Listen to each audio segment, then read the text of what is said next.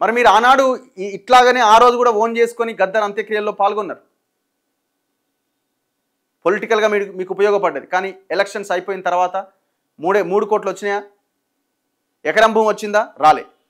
మరి ఎట్లా? ఇప్పుడు వాళ్ళ ఆశయాలు కానీ ప్రజలు వాళ్ళని ఎట్లా స్మరించుకుంటారు? వాళ్ళకి సంబంధించిన ఆనవాళ్ళు కావచ్చు, వాళ్ళ పోరాటాన్ని కావచ్చు, ఒక ఒక ఒక రూపంలో ఏర్పాటు చేస్తే అక్కడికి వెళ్ళినప్పుడు దాన్ని భవిష్యత్ తరాలకు అందించడం జరుగుతుంది. ఆ రకంగా 3 ఎకరాల భూమి లేదు, ఎకరం భూమి లేదు, 3 కోట్ల రూపాయలు లేవు.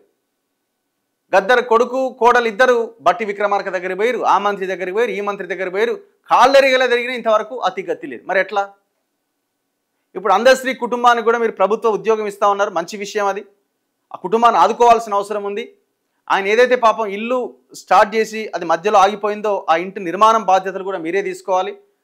ఇంకొక డిమాండ్ ఉన్నది, అందశ్రీ జంక్షన్ గట్కేసర్ దగ్గర ఎక్కడైతే అంత్యక్రియలు జరిగినా ఆ ప్రాంతాన్ని గట్కేసర్ జంక్షన్గా నామకరణం చేయాలంటున్నారు.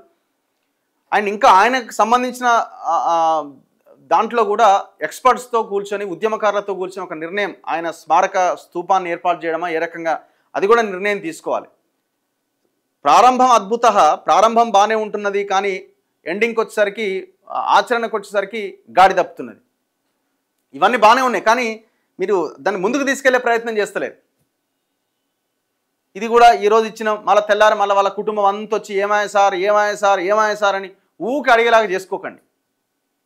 అది మీ బాధ్యత. గవర్నమెంట్లో ఉన్న వాళ్ళు మీరు వాళ్ళకి ఇచ్చే హానర్, అది మీ బాధ్యత.